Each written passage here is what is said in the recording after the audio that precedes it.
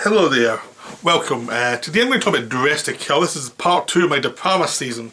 Again, I'm going all over the place. I'm doing Dress to Kill this week. I could go back in time next week, or I could go way forward and then go back, and I'm not doing this in any order. I'm not doing an order of interest. So Dress to Kill is DePalma's like a notorious 1980 film that got the feminists mad. This was a film where he kind of became the poster boy for, for hating women apparently, even though I don't think that's actually what's going on at all. Lots of feminists hated this film. It got protests, which is amazing because Kim Newman pointed out in his Nightmare Movies about all these other really actually misogynistic movies come out and didn't get protested. Then DePalma made Dress to Kill, which didn't get protested. And the difference between Dress to Kill and most of the other films is, one, filmmaking technique. It's a well-made film.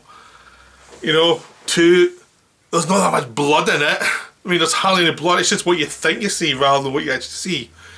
DePalma doesn't show that much blood in his films. He does a setup, so you think you've seen more than you actually do. He doesn't show tons of blood. And and three, because he dealt with sex and violence, and apparently that's a big no-no. You cannot deal with that in a civilised society. So DePalma does it and continues to do it just to annoy people. Yeah, I'm a big DePalma fan. He really doesn't care about irritating people, which is great. Because he grew up in the 60s. He became a filmmaker in the 60s where he was anti-establishment and anti-government. So if you're anti the entire government, I think a case of having feminists not like you, it's probably a small fry in comparison, And the idea, I think it's an absurd thing. It's like, the film itself is a dark comedy on sexual anxiety. I mean, it's basically a joke about, like, what was used to be called the male gaze. The male gaze is what do men look at women as? How do they objectify women? How do they view women only in the view of sexuality rather than as a person on their own? That's what the male gaze is. I studied film. I got all this stuff in my studies. I read all the Laura Mulvey stuff and all the rest of it. And the male gaze is men objectifying women and society objectifying women. The problem with that theory, right, is that it doesn't take into account what women do as well. Women want to look good, want to look pretty, buy all the makeup, are their own people, have their own desires, and they are interacting with men, so they're shaping this as well. And if you just focus totally as everyone's a male gaze and society is run by men, it's a very simplified view of society. It completely knows most women and what they want for their life and what they want from sex or relationships. It's just not a very smart view of life. It's pretty dumb. But, I mean, originally there was validity, which was, well, what do men look at in women and how do they put women on screen? That's a good thing to criticise, especially when you see something like, the Friday the 13th movies, which see women as chopping boards, But, that's who you should really be going after if you're thinking, okay, that's a bit dodgy. But a lot of horror movies look at women, make them the heroes or the heroines because it's more interesting. It's more complicated, and it is looking at some of the darker urges within men and some of the more confused urges within men that have gone through society over years and what's causing it. But you need art to actually explore that and not actually just say it's simple, men are bad or something like that. That's just not realistic. Because, I mean, people are bad. It's a lot of women who are terrible people. It's a lot of men who are terrible people. People are bad a lot of the time. Also, people can be really good. It's complicated. And this film is really about the whole idea of, you've got one guy who's very confused, and I'm going to spoil from now on because I don't want to talk about this film without spoilers, but it's a 30-year-old film, so you should have seen the bloody thing by now. And in the film, the women come off better because the women are emotional people who have their own interests. I mean, the first half of the film is Andrew Dickinson before she gets killed, and she's a woman who's in a marriage that's failing. It's unsatisfying to her. She's trying to go for pickups in the museum, and she ends up kind of having a sexual pickup, and finally gets a good sexual experience, and then she pays for it with her life because she has, unfortunately, takes interest in a man who's very confused and very violent, which is Michael Caine's character, who's this psychiatrist. So it's nothing to do with her fault. She was being a normal person. It's his fault. The whole film is, it was his fault. He was a total screw up. He's a guy who's really messed up. It never blames the women ever for any of these problems. The men in the film are so much worse than the women, and are so horrible. So the film actually makes the argument for the feminists in some way about how bad men can be, but doesn't simplify it. It's just like, yeah, some of these men are horrible. That's life. The second half of the movie, it's a prostitute, which is Nancy Allen, but she's not shown as a victim. She's an agency. She says yes or no to whoever client she's wanting to sleep with. She uses the money from the clients to invest in stocks so she can get out of life. So she's using that as, she's using the male obsessions and a lot of the childish stuff in men's head against them to get money from them to get herself out of that life to do her own thing. You know, so it's like, you can be pure and say, oh, she shouldn't be doing that.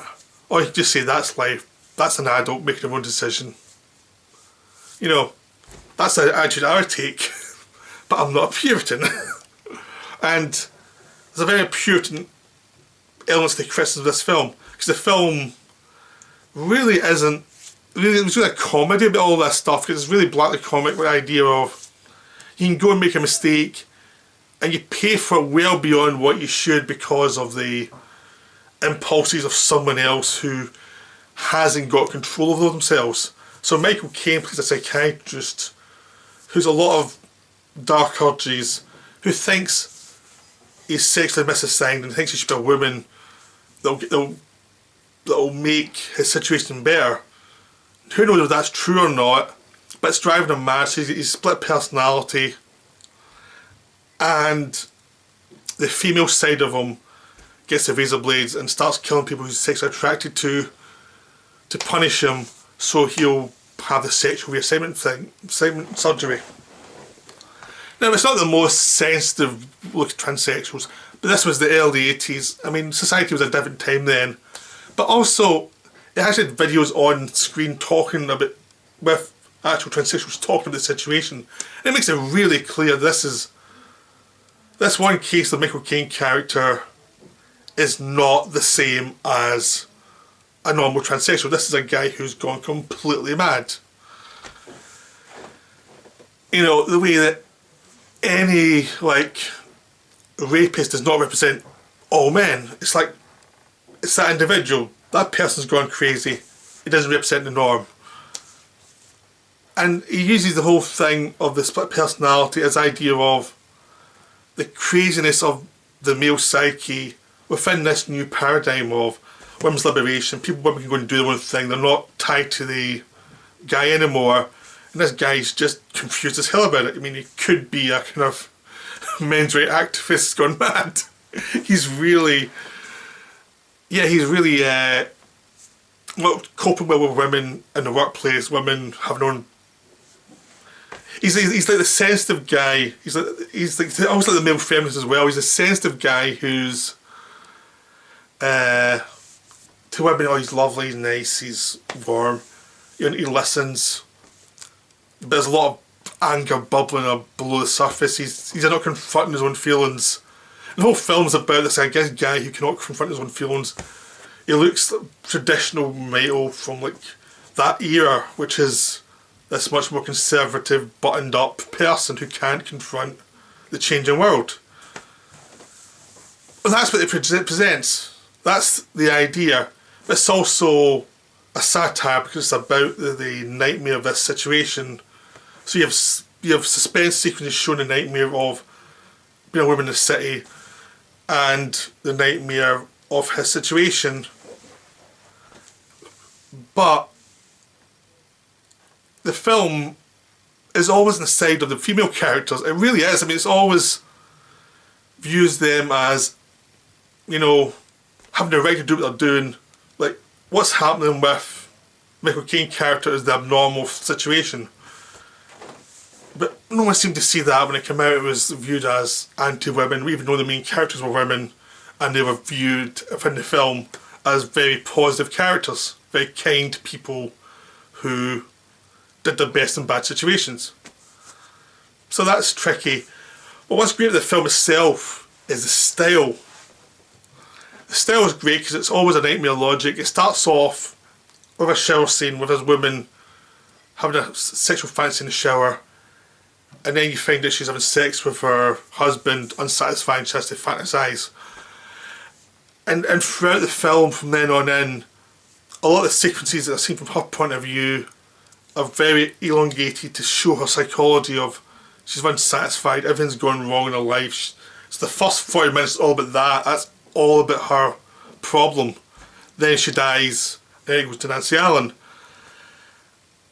And even both sides of it, I mean, Nancy Allen's side is a bit more realistic. It takes place a bit more in the real world, even though it's still a fantasy world.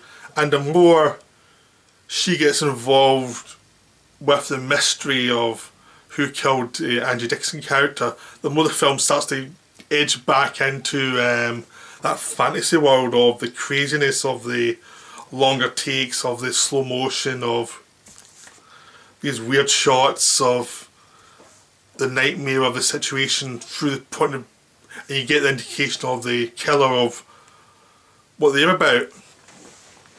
So it links between like the exterior world and what's going on in their heads, and every time you get closer to the nightmare of the Michael Caine character, you go further into dream sequences and fantasy and slow motion, and the shots are more stylized, and it's all about reality versus fantasy. So even at the end, after they've caught Michael Caine and he's going to be put away, and Nancy Allen character still having dreams about him, the situation about being killed by him, because she's been damaged by the situation, damaged by this guy's immature fantasies about women. And it's like, it's actually talking about the situation but doing it in a very non-traditional way. It's saying like, yeah, men can be horrible and can damage women, but it doesn't do it in an obvious way. It actually does it in an ambiguous way, so you're seeing that everyone's complicit in their own way of, not complicit, but everyone's got their own weird hang-ups, their own weird way of seeing the world. And it's two psychologies kind of smashed against each other. Everything's more complicated. People are adults, people are grown-ups. They have their own reasons for doing things. They have their own responsibilities for what happened. But it doesn't have a very fantastical way. It doesn't slam over your head like a realistic film. It's like, no, you have to actually pay attention and interpret things properly and clearly, So the film is wonderful. It's really funny. I've probably made it sound much more serious than it is. It's really funny. There's fantastical elements. There's some great suspense sequences. I think a lot of people objected to it because they just jumped at the idea. I don't like horror movies. They hate women. This film doesn't, but because it was in a genre that they didn't like, it get lumped in with that. And if you actually looked at it from a distance with some measure of, maturity, you'd see it's more complicated than a Friday the 13th movie. Because DePalma gets Hitchcock thing here because he plays around with Psycho. But he plays around with a lot of things in this film, and he's messing around with the idea of the tropes of Psycho he's not really... His idea of the world is much more sophisticated than this Psycho is, and his sense of humour about people is more grown up than Hitchcock's is, and it's more complicated. And he's got a sense of humour, but he likes the idea of evolving imagery and how it impacts on you, how it evolves through time, and how it influences you. So he uses what's influenced the culture to talk about what's going on now.